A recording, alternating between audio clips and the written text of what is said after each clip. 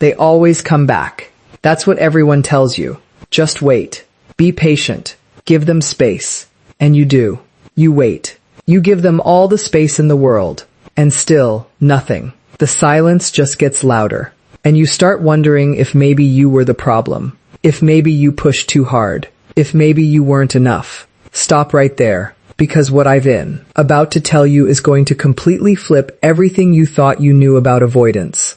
There is one thing, just one, that makes an avoidant not just come back, but actually chase you. And no, it is not playing games. It is not pretending you don't care. It is something most people will never do because it requires real courage. Stay with me, because by the end of this, you will understand the avoidant mind in a way that most therapists won't even tell you. Drop the word "finally" in the comments right now if you have been waiting on an avoidant and you are done letting them control how you feel. Let's start at the beginning.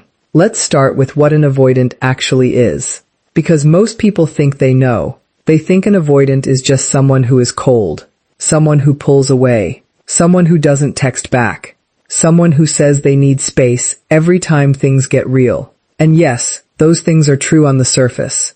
But underneath all of that, underneath all the distance and the silence and the walls, there is something much more complicated happening. There is a human being who is absolutely terrified of being loved. Think about that for a second. Not terrified of being hurt. Not terrified of being rejected. Terrified of being loved. Because for an avoidant, love is not safe. Love is not warm and soft and comforting the way it might feel to you. For an avoidant, love has always come with a cost.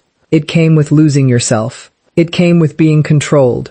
It came with someone needing too much from you, or someone leaving anyway, even after you gave everything. So the brain, the brilliant, survival-obsessed brain, learned a lesson early on. The lesson was this: getting close to people hurts. And so it built a wall. A big, thick, complicated wall. And then it forgot that the wall was ever a choice. It started to feel like just the way things are. This is what you are dealing with. This is not a bad person. This is not someone who doesn't feel things. This is actually someone who feels things so intensely that their entire system had to create distance just to survive. And when you understand that, everything changes. Your strategy changes. Your energy changes. Your presence changes. And that is what starts to pull them back in.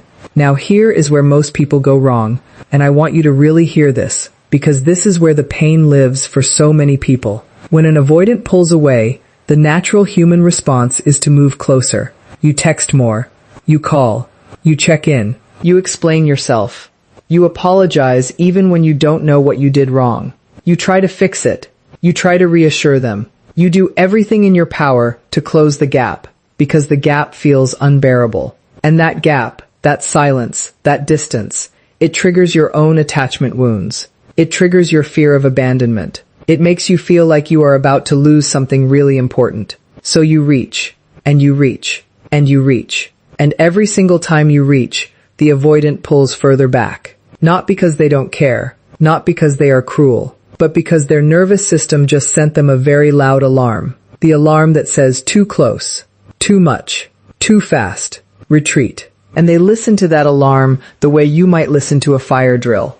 Automatically, without thinking, without choosing, they just go. And now you are in this terrible, exhausting loop. You chase. They retreat. You back off for a minute. They get a little curious. You get hopeful and move in again. They disappear again. It is one of the most painful relationship dynamics that exists. And it is not your fault that you ended up in it. But it is your responsibility to get out of it. And there is only one way out. There is only one move that actually works. One thing that changes the entire game. You have to become genuinely okay without them. Not pretend okay. Not strategically okay. Not performing okay so they notice and feel bad. Genuinely, deeply, actually okay without them in your life. And I know that sounds simple. I know it might even sound a little bit cold. But hear me out, because this is where it gets really important and really nuanced, and most people completely miss this part. When I say become okay without them, I am not talking about moving on as a tactic. I am not talking about posting pictures and making your life look amazing on social media so they see and feel jealous. I am not talking about the no contact rule as a manipulation strategy to make them miss you. Those things might get a response. They might even get a temporary return, but they will not get you what you actually want. They will not get you a secure, lasting, real connection with this person. Because you cannot trick an avoidant into attachment. You can only create conditions where their own walls start to feel unnecessary. And the only condition that does that is your genuine emotional independence. Here is why this works on a psychological level. Avoidants are, underneath everything, incredibly hypervigilant about one thing: engulfment. That is the clinical word for it. The fear of being swallowed up by a relationship. The fear that if they let someone in, they will lose themselves. They will be consumed. They will be trapped. They will stop existing as an individual. This is not a rational fear in most relationships. But to their nervous system, it is as real as if someone were standing in front of them with a cage. So what does your anxious chasing do to that fear? It confirms it. Every text, every call, every need, every emotional reach in their direction is data that their brain uses to say, see, I told you, this person needs too much. This person will consume you. Stay back, stay safe. You are not doing anything wrong by having needs. Having needs is healthy and human and good. But the way you are expressing those needs, through chasing and pursuing and trying to close the distance, is the very thing that is activating their deepest fear. Now imagine the opposite. Imagine you stop, not dramatically, not with an angry last message or a big announcement. You just stop. You start existing fully in your own life. You start doing the things that make you feel like yourself. You start investing in your friendships, your work, your passions, your own healing. You stop waiting for their texts to determine your mood for the day. You stop checking their social media. You stop analyzing every word they said to figure out what they meant. You start actually living. What does that look like to an avoidant? It looks like safety. For the first time, maybe ever, you stop being a threat to their autonomy. You stop being someone they need to manage or push away. You become someone who is whole and complete and not waiting on them. And that is magnetic in a way that nothing else is. Think about who you are most attracted to in your life. Not just romantically, just generally. Are you drawn to people who are desperately waiting for your attention? Who need you to validate them? Who become anxious and unsettled when you are not present? Or are you drawn to people who are just fully alive in their own world? Who have passions and opinions and a life that does not revolve around you? Who are genuinely delighted to see you, but clearly do not need you to function? Most people are drawn to the second type, avoidance especially, because the second type does not trigger the engulfment fear. The second type does not feel like a trap. The second type feels like a person they can actually choose freely. And avoidants are obsessed with free choice.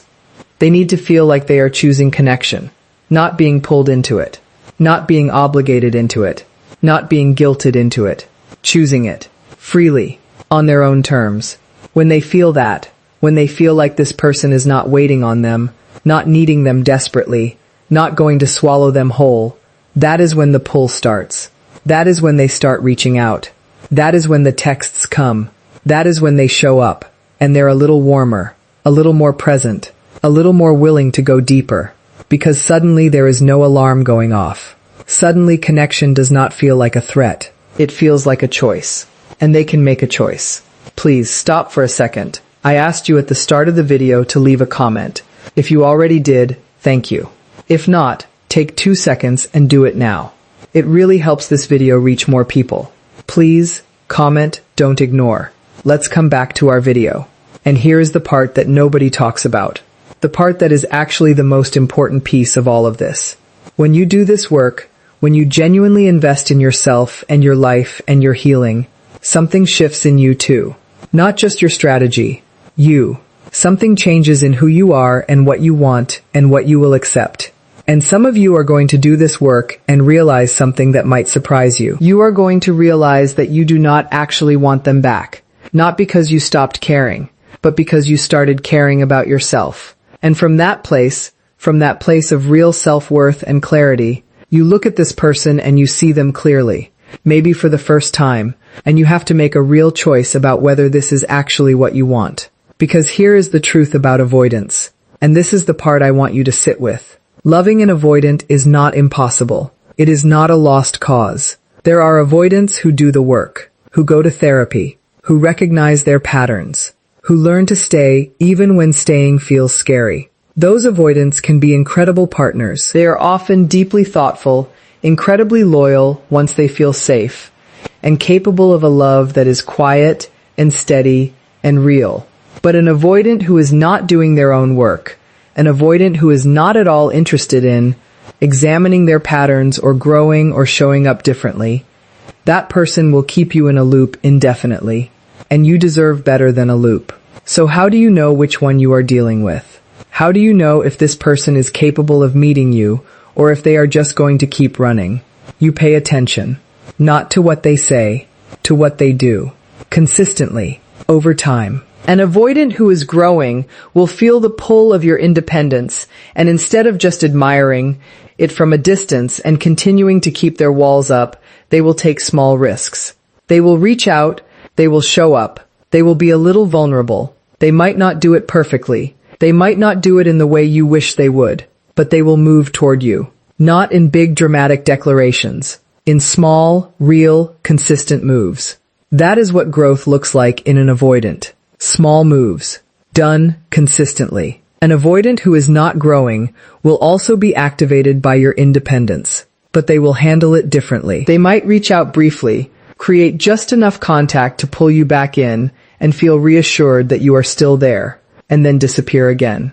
This is called breadcrumbing, and it is one of the cruelest things that can happen in a relationship, because it gives you just enough hope to keep you staying in something that is not actually moving forward. If you see this pattern, that is data, important data, about what this relationship is actually capable of becoming. Now let's talk about the actual mechanics of what becoming genuinely okay looks like. Because I think a lot of people hear this advice and they nod their head and they say, yes, okay, I need to focus on myself. And then they go home and they sit in their apartment and they refresh their phone and they feel terrible because they do not actually know what it means to focus on themselves.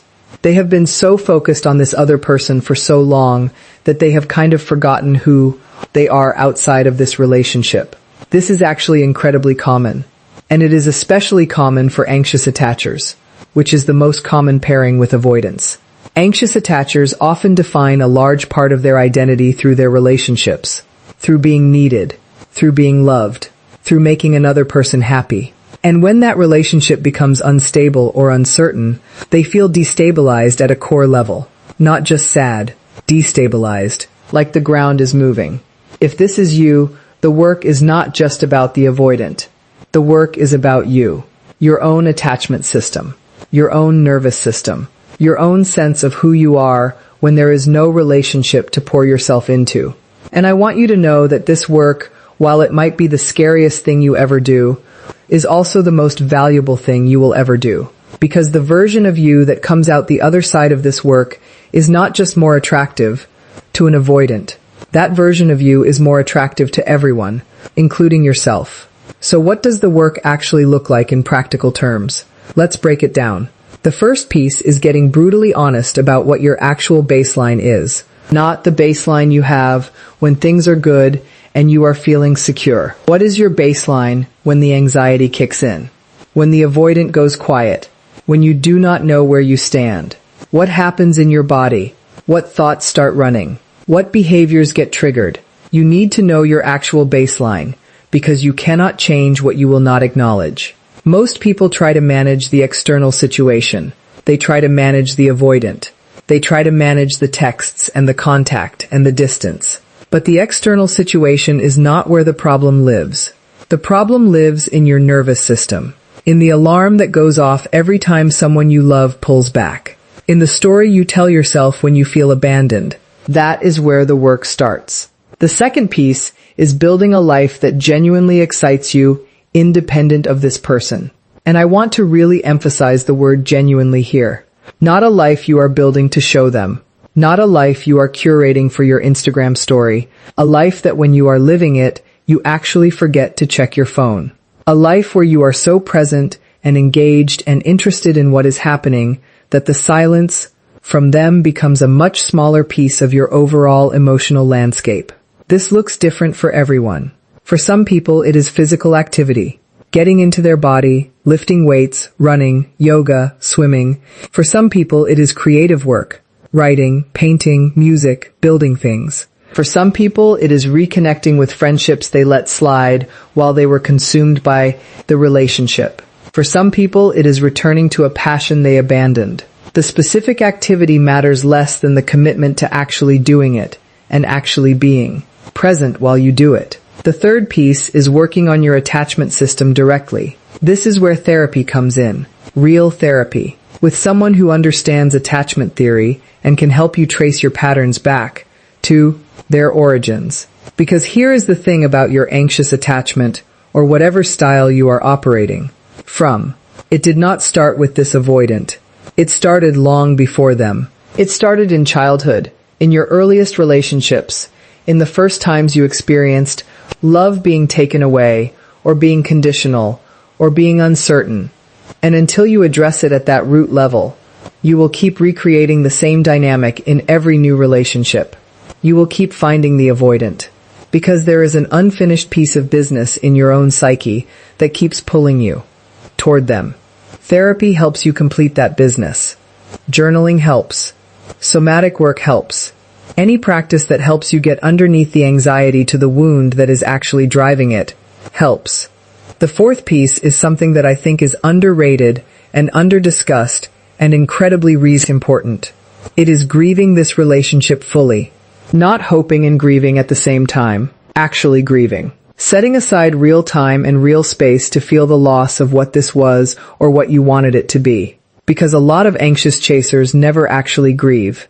They just keep chasing. And the chasing is, in a way of not having to feel the grief. As long as you are pursuing, as long as you are trying to fix it and save it and get it back, you do not have to sit with the possibility that it might actually be over. But that sitting is what transforms you. That sitting is what changes your energy. That sitting is what creates the kind of emotional freedom that avoidants actually find compelling. Now let's go deeper into something that I think is one of the most misunderstood aspects of avoidant relationships. And that is the role of your energy. Not in a mystical or spiritual sense, although if that resonates with you, go with it. In a very practical, behavioral sense. Your energy is what you communicate before you say a word. It is the desperation that comes through in a text, even when the words seem casual. It is the tension that is in your voice when you are trying to seem unbothered. It is the watchfulness in your eyes when you are around them, tracking their every expression, looking for clues about where you stand.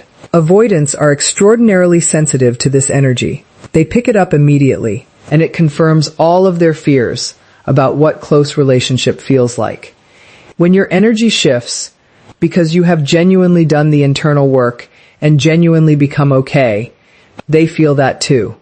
And it is the most disorienting thing in the world for an avoidant, because they have been operating under the assumption that they know what this relationship is. They know what you are. You are the one who needs them. You are the one who is waiting. And now suddenly that is not true anymore. And they do not know what to do with that. And the not knowing, the uncertainty, the sudden awareness that maybe they were wrong about you. Maybe they were wrong about what they want. Maybe they do not want to just keep running after all. That is when they start moving toward you. The discomfort of your absence becomes louder than the discomfort of closeness. And that is a major shift. Because remember, avoidants have always lived in a world where closeness was the scariest thing. But now, the distance is becoming uncomfortable too. And they have to make a choice. If you have done your work, if you are genuinely living your life, if you are genuinely warm and secure when they do reach out but not desperate, not overreactive, not immediately pouring everything back into them, they will feel safe enough to take a risk. Let's talk about what to do when they do come back. Because this is where so many people blow it. The avoidant reaches out. Maybe it's a text. Maybe it's a comment on something you posted. Maybe it's a bump into you somewhere. And you, who have been waiting, feel this enormous surge of hope and relief and excitement. And you want to immediately close all the distance. You want to go right back to where things were. You want to talk about everything. About the distance. About what went wrong. About what this means. About where you are going. And what happens when you do that. The avoidant feels the alarm go off again. All that work you did. All that space you created. It evaporates in one conversation where you came on too strong. And they retreat again. So when they come back, you meet them with warmth, but not urgency. You are happy to hear from them, but you are not rearranging your whole life immediately. You respond, but you do not over-respond. You leave space in the conversation. You show interest, but you also show that you have a life, and you are living it. You do not immediately try to address everything that happened. You let the reconnection breathe. You let them come further in at their own pace. This is not playing games. This is respecting their nervous system while also respecting yours. You are not pretending not to care. You do care, but you are also rooted in yourself enough that their return, while welcome, is not the thing that determines whether you are okay. And they can feel that, and it makes them want to come closer. Over time, if this person is genuinely capable of growth, the pattern shifts. The walls come down a little. The conversations go a little deeper. The consistency improves. They start initiating more. They start being more vulnerable. They start being more present. And you, from your secure, grounded, genuinely okay place, you meet them there, without losing yourself, without abandoning the work you did. You bring the secure person you have become into this relationship, and you see if there is something here that is actually worth building. And here is the most important thing I can leave you with. Whether this avoidant comes back or not, whether they do the work or not, whether this relationship becomes what you hoped it could be or not, you will be okay. And I mean that in the deepest possible way. Not the dismissive, you will get over it, find someone else way. I mean that the work you do on yourself, the healing you do, the life you build, the security you develop in your own identity and worth, that is yours forever. No one can take it. It does not disappear when a relationship ends. It goes with you. Into every room you walk into every conversation, into every future relationship. The version of you that comes through this process is someone who will never again wait by the phone for someone who is not sure they want to call. Not because you stopped caring about love, but because you started knowing your own worth. And from that place, you attract something completely different. You attract people who do not make you wonder. People who show up. People who choose you clearly and consistently. Because that is what secure love looks like. And that is what you deserve. The one thing that makes an avoidant come back is not a trick. It is not a technique. It is not a game. It is you, the real you, the healed you, the secure, grounded, fully alive you that stops making them the center of the universe and starts making your own life the center of your universe. That version of you is something they cannot ignore. That version of you changes everything. Not just for them, for you. And that is the point.